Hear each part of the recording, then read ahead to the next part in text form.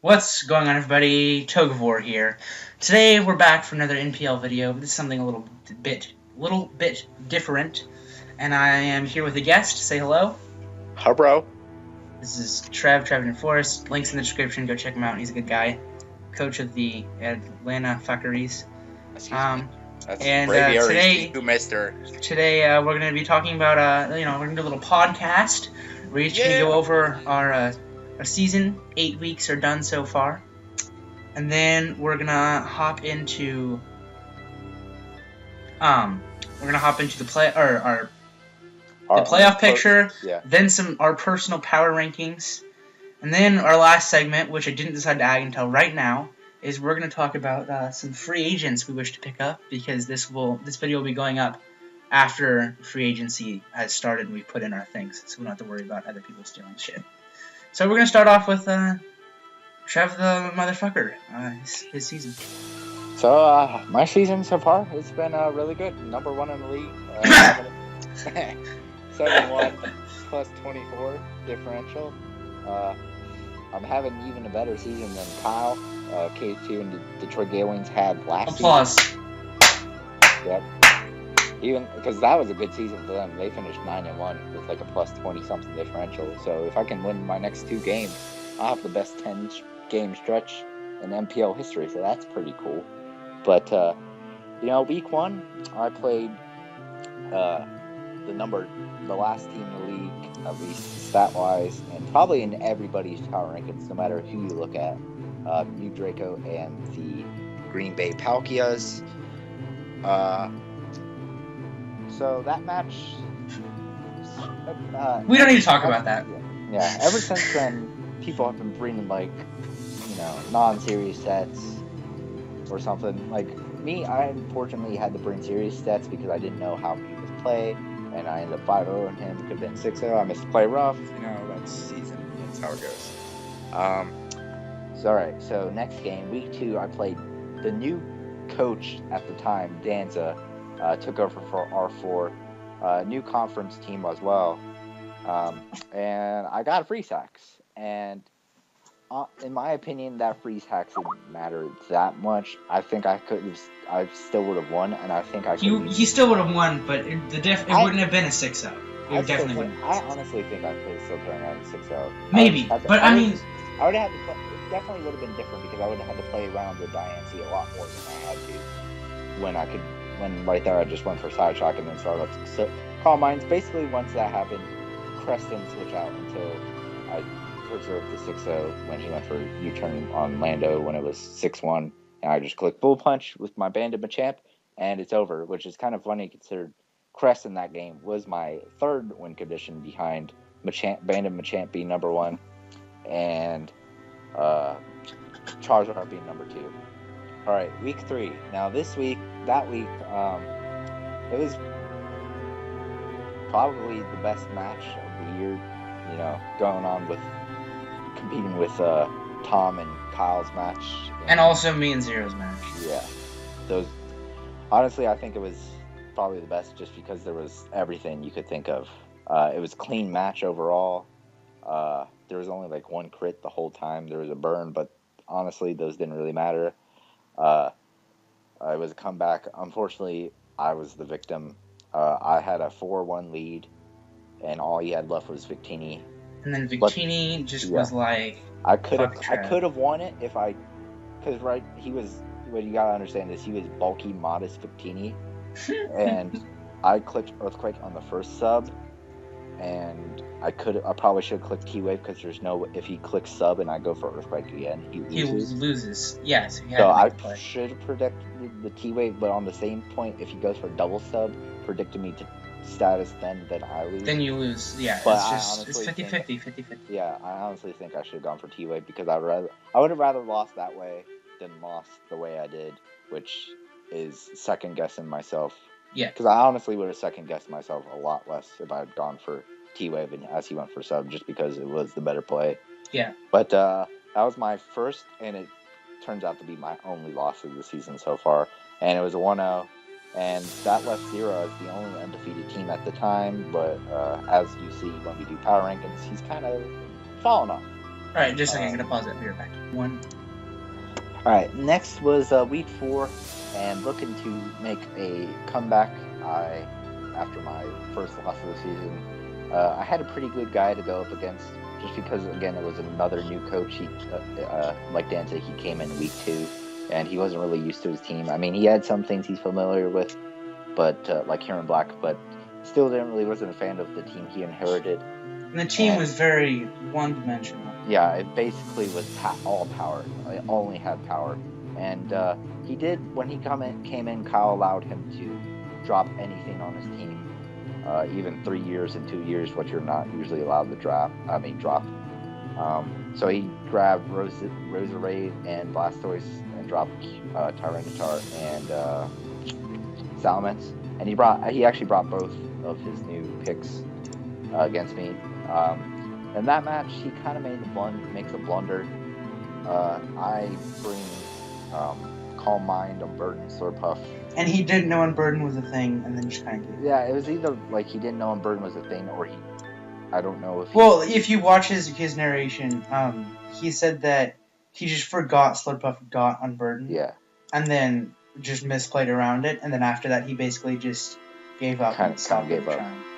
Like, honestly, when that first happened, like, he sent in Terrakion against Slurpuff after I killed his Roserade, I think. I honestly thought that he thought he was Scarf, so he'd outspeed. But that's why I was running Timid to outspeed Scarf Terrakion. But it turns out that he just wasn't Scarf Terrakion. He just forgot about Burden. I go on to kill Terrakion. I'm up 5-4 at that point. But then the actual score is irrelevant. Yeah. The point is, you kind of just wrecked his face with it. Yeah, and then I'm a 5-3 after I kill Blastoise, and then Slurpuff dies to Zapdos. It's 4-3, and then the last is just kind of me playing around the Gyarados, because I have to be very careful, because Mega Gyarados can really come back and beat me. But he has a chance to come back, but he's scared of Scarfazo. And he needed a crit with a +1 crunch. It was a 50-50 based on Trev's set, and you can't make that judgment. And he had the crit crest anyway, because I was physically defensive. Even +1 crunch doesn't do it anywhere close to killing me. So he needed a crit, and he didn't go for it. So I won 2-0. Week 5 was my match against Cheese Boy. I'm just gonna say, if you call hacks, it's not hacks. So call the crit. It's all right. We don't need to talk about that one anymore. We can go to week 6. All right.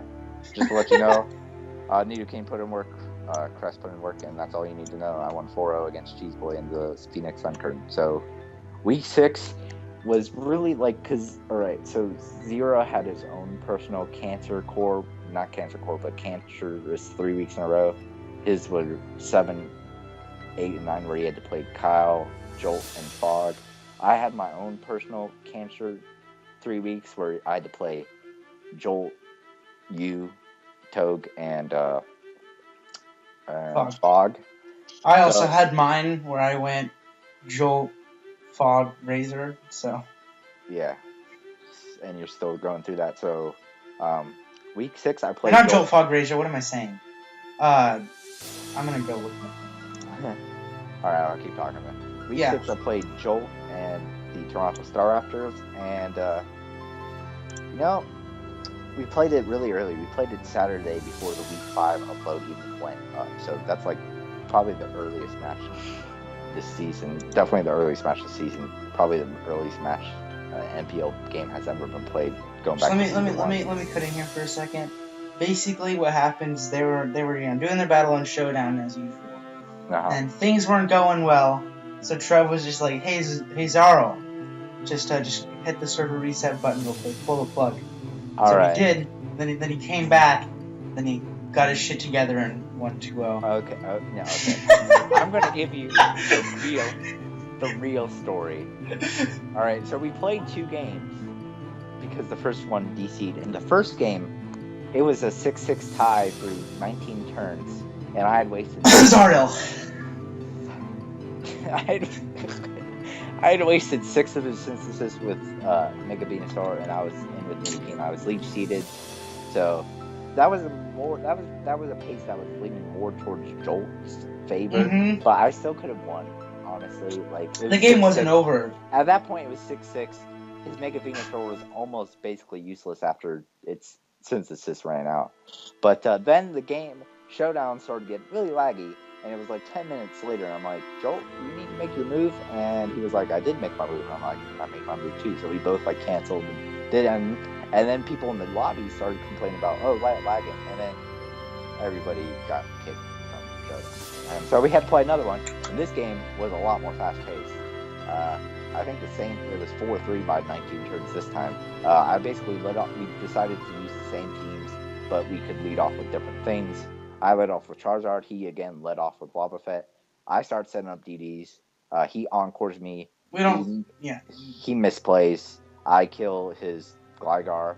I live with 1 HP after the Flare Blitz. I roost up because I'm on the Mega Venusaur because I'm like, what is this thing going to do to me? Surprise, surprise, Sludge Bomb does like 45%. Oh, luckily I don't get poison and kill that. And then from there, basically, his advantage just led him to victory. Yeah, it kind of got a little. If he could have gotten a crit in the end, again, another crit scenario, he could have won, but luckily he didn't, and I got the nice 2-0 win, proving myself that I was one of the elite teams, just because that I'd only faced one elite team up to that point, and I lost.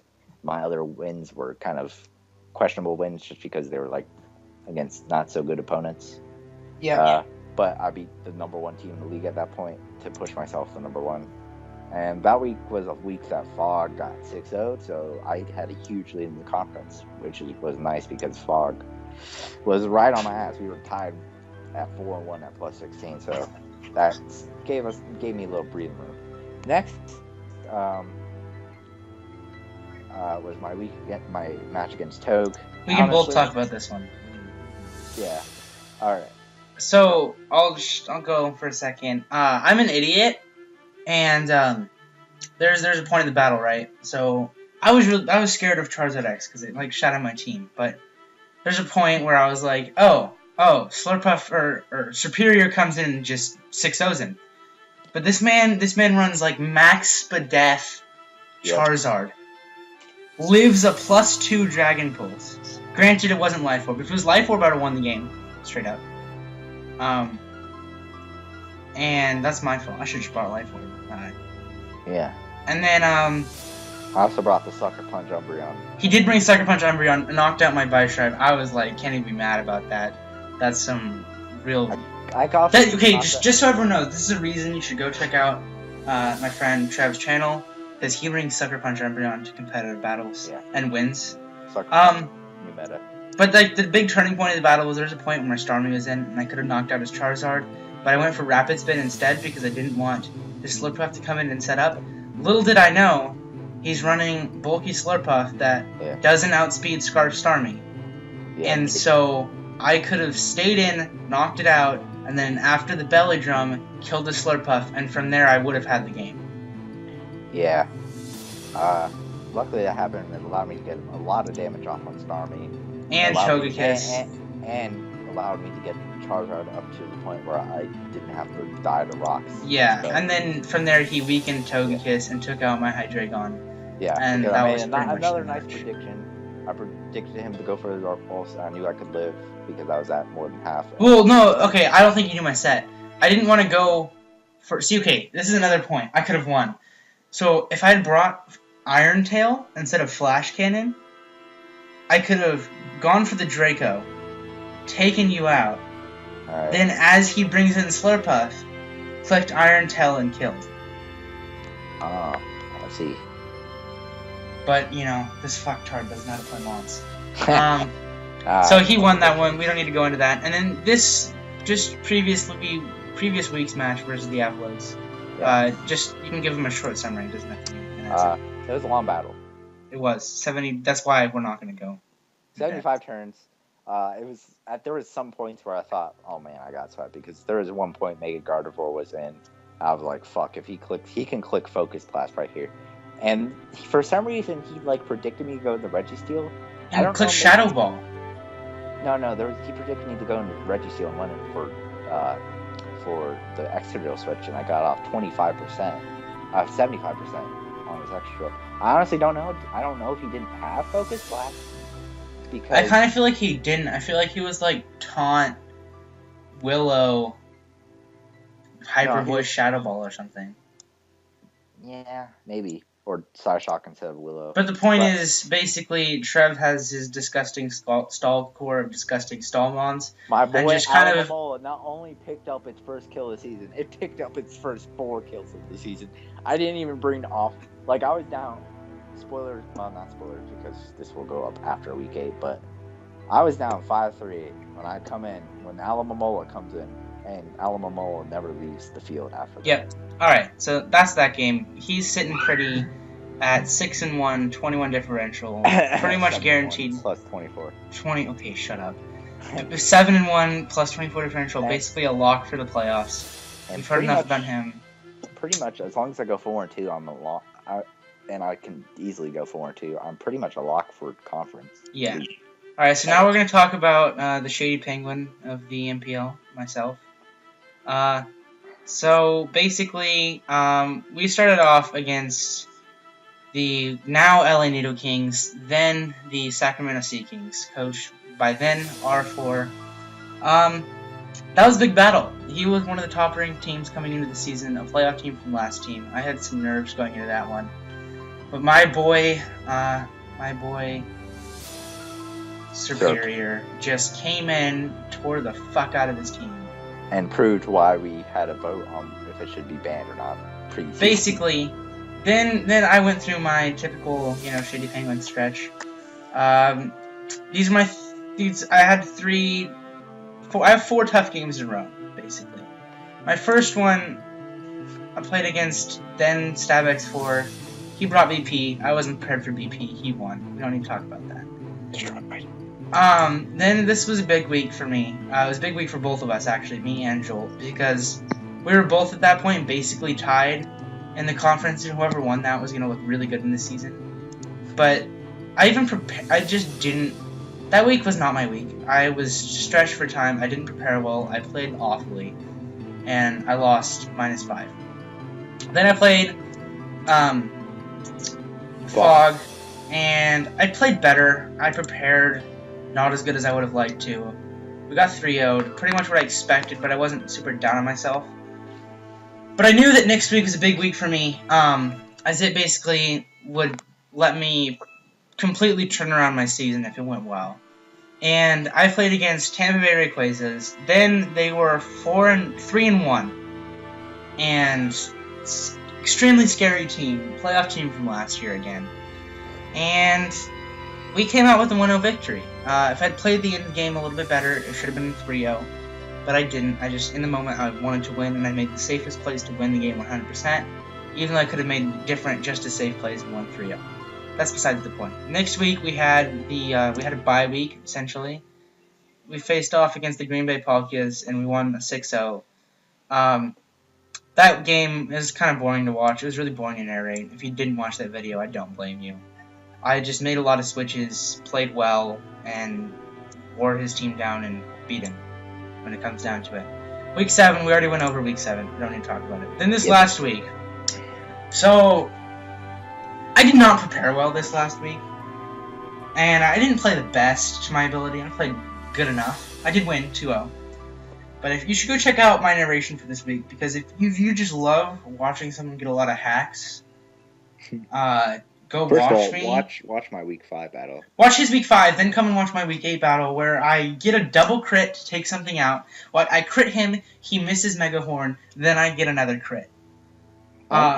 Honestly, if you like watching somebody get totally destroyed by hacks, and you want their point of view, the person that's getting destroyed by the hacks, check out Cheeseboy. Check out Cheeseboy628. His link will be in the description. And great content. If you just want to watch like a whole season of someone losing to hacks except for like 2 games, just go check out his NPL videos. They're great fun to watch. And just hear, someone's crushing disappointment, which eventually, after you get so used to getting hacked, you just start cheering. So I expect some cheerleader shouts in this next video. That's my season this far. We're 4-4 -2 or 3. Basically in a prime position to make a playoff run the second half of the season. I'm feeling a lot better of where I'm at. These last 1, 2, 3, 4 weeks, I've gone 3-1 and plus 6, which is really strong, actually. So if we can continue to play at about that level for the rest of the season, we should be good to go for the playoffs. And now we're gonna shift over. Right, to are we gonna playoffs, the power rankings. Well, no, are we gonna preview our last 6 games of the season? Or? Nah. This is already 20 minutes long. We gotta give the people some. All right, so we're over here. We're at the just adjusting my dimensions a little bit. Sorry for that. So this week, fuck temptations. Okay, so here are our power rankings. You can see mine. They're in the pink and green. Trev's are in the annoyingly eye-hurting. I just apologize to all of you. If you have 20/20 vision, I don't blame you if you click X here. Hey, I have 20/20 vision. Shut up! At least in one eye. Anyway, okay, so I'm gonna go through mine, and then you can go through yours. Number 1, Braviaries. We've talked enough about them. They're good. Number 2, Gale Wings. Solid season. K2 Commissioner. He's 6-1 and +9. Solid season so far. No reason not to be number 2. Joel, he is 6-2, and actually Kyle is 6-1. He hasn't played his match this week yet. The Strafters, they're 6-2, correct, or are they only 5-2? They're 6-2 now. They won their week 8 match. Who'd they play against? They played against 0. Oh, that's right. Okay. Oh, nice. That's good for me. I like it. Keep it up, Joel. Anyway, number 4, I have the Avalugs. They have lost 3 in a row, but they're a really strong team, and I feel like Fogg is too competitive to let himself not get a playoff spot. So that's why they're there. I have myself at number 5. I think the past 4 weeks I've played a lot better and shown that I'm a playoff contender. And as the top 5 are the playoff teams, this is my expectation of the 5 teams to go into the playoffs. And if I'm wrong, I'm wrong. They'll also 0 and the Avalugs and the Rayquazas could be squished also with the Pad Rats. Basically, numbers 4 through 9 on both of our rankings are fairly interchangeable. Yeah. They're any of those 6 teams can make the playoffs depending. Yeah. They're all 4-4 except for the Nido Kings are 3-5, but they've done really well this past. Yeah, they have a better differential than. So that's basically it. These are all the middling teams of the league. Either they're getting hotter, though. Both the Patches and the Nido Kings and myself are more on the heated side, and the Rayquazas and the Avalugs and the Metangs are definitely all on the cool side of the pillow, as Kyle would like to say. Then these last 3, we have Tomsy and the Sharpedos. He doesn't lose big, but he doesn't seem to win. And nothing against him; he's a fantastic player. But between his time constraints with his job and the team that he has, it's unrealistic for him. And he hates Showdown, and Showdown seems. Yeah, and Showdown hates him. The feeling is mutual. Then 11 and 12 for 10. Basic 8 through 12 for both of us are the same, so we don't really need to talk about those. But it's just the Sunkern and then the Palkias, as they've both had pretty disgusting seasons. Though Cheeseboy has shown that he is quite a capable player, whereas Mew Draco hasn't necessarily shown the same thing. Yeah. Alright, so now my power rankings. Number 1, obviously myself, because I have such a big ego. Number 2, Kyle, just because he has an almost equal ego.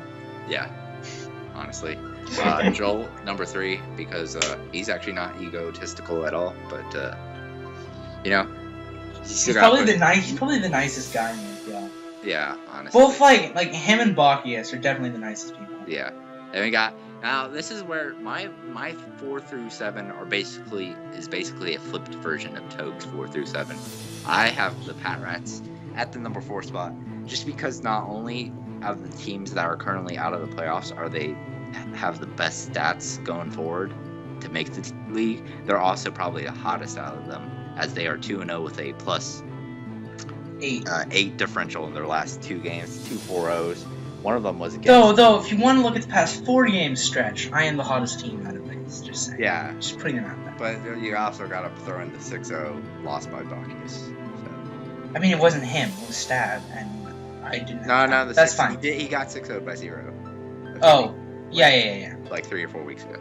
But like, I think they are, honestly, no offense to, but they are probably they have the best shot at making the playoff spot of teams that aren't currently in the playoffs. Just because they also they're basically, Bacchus is basically working with Stab, the old coach, because he did come back to the NPL. That was kind of like an assist. Like basically. Which is questionable. We still question why he left, because he was basically. No. I'm saying the fact that he's working together with him is questionable. Well, it's kind of just like in the front office. Of course, in most cases, the front office isn't somebody that used to own the exact same team. Exactly. But All right, we've talked enough about them. Yeah, we can move along here. We're 26 minutes. All right. Next, I have Rayquazas. I would have put Togue just because he won the head-to-head matchup, but I don't feel like I feel like putting 2 teams that aren't even in playoff spots right now in playoff spots in the power rankings. So basically, what he's trying to say is he feels bad, but basically that I should be number 5. Yeah, kind of. Like honestly, you could probably change. I mean, as we already said, 4 through 9 fairly interchangeable. Yeah. Like, honestly, none of these teams have less than a -6. None of these teams have more than, like, a +5. And they're all 4 and 4, or one of them's 3 and 5, and they all have a solid shot at the playoffs. Yeah. We don't really need to talk about any of them anymore. Yeah. That pretty much sums it up for. And then, obviously, like, the last 3, The last 3, they're the same. The first 3 and the last 3 on ours are the same, and then, like, 4 through 9 are interchangeable. Well, two of them have bad luck, and the last one just doesn't have a good team. And isn't showing himself as a fantastic player. Anyway, we're going to hop into the now super chaotic playoff picture. Yeah, can you believe that 3 weeks ago, the playoff picture... This playoff picture looked locked. It was basically locked. Those 5 teams were going to make the playoffs, and there was like 1 or 2 teams that maybe could have a shot. But yeah, it was like me and Razor just outside, and then everyone else was way ahead. And then now, after week 8, these teams that I'm highlighting right here are all 4 and 4, and none of them have a worse differential than -4. That being myself, I have the worst. Actually, no, Razor has the worst at -6. But all of us basically are like, it's the pack, and then we have these top 3 who are pretty much guaranteed to make the playoffs at this point. Yeah. But that's what it's looking like. And so now I don't have a screen to show you guys for this, so we can just leave it here. But we're gonna talk. We'll go to Trev's team and we'll look at his roster, and he's gonna tell us the 3 things that he's looking to pick up this season. For free 3. agency. I don't even know if I have 1. All right. I guess I could talk about like some possible things. Some possible things. This is I don't have a confirmed list. I don't know if I'll talk about 3, but I'll definitely at least mention 1 or 2. Yeah.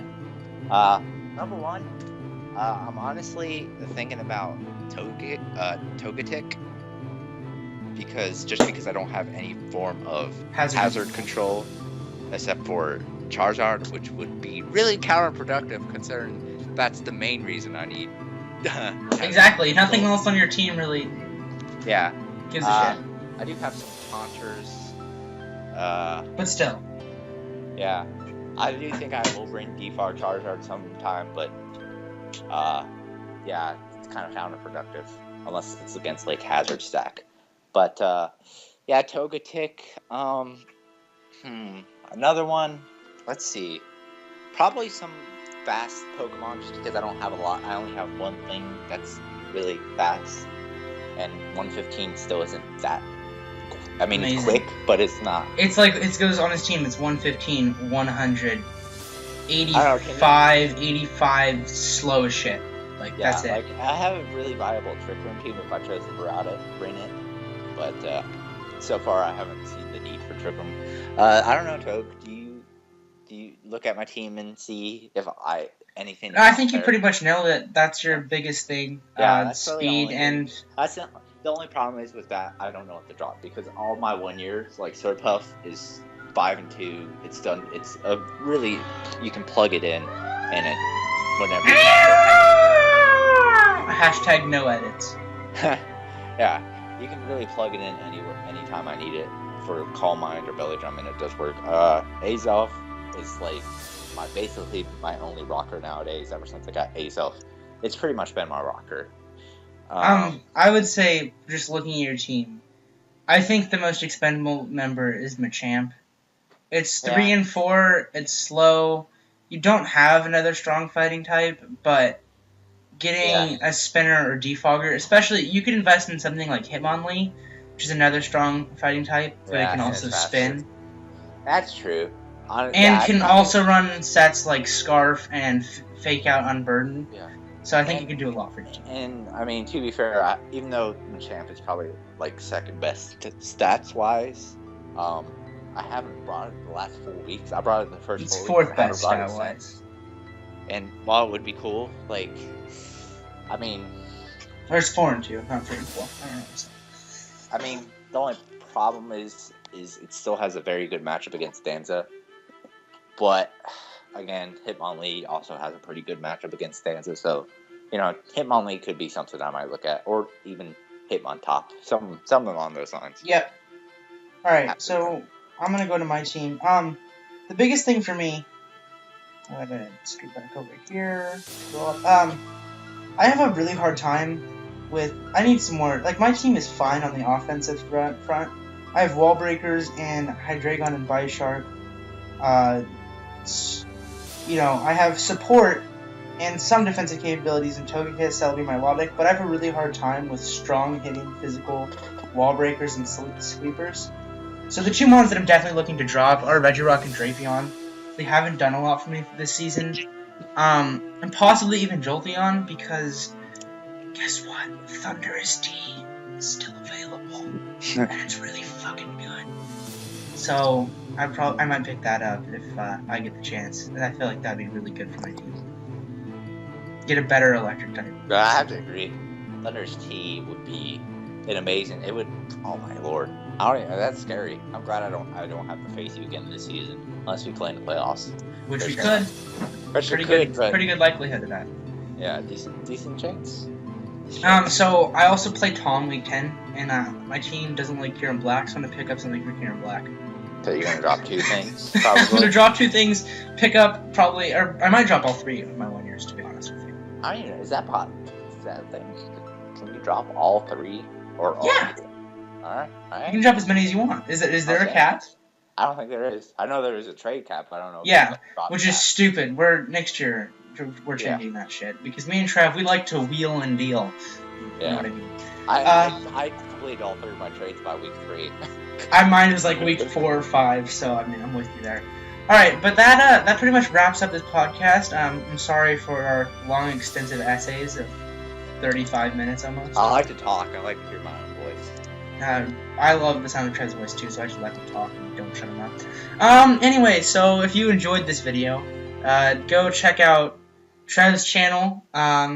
Link will be in the description below, as well as Cheese Boy's channel, so you can watch him get hacked more. And yeah, that's pretty much it. You got anything else to say? Not really. All right. So bye, guys. I'm Togue. You're yourself. Hope you enjoyed. If you did, leave a like, comment, and subscribe, and I'll see you guys next time. Peace.